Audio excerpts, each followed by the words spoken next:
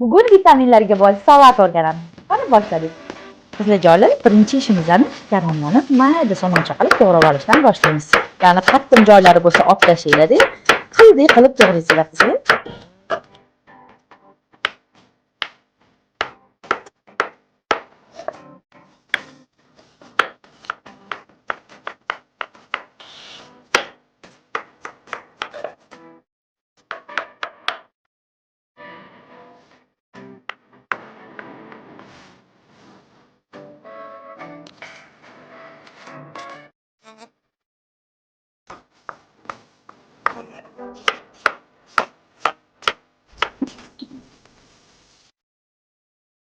Qiziljoylar, salatimizga yana ham mazasini ochib berish uchun zamitskiy suv solamiz.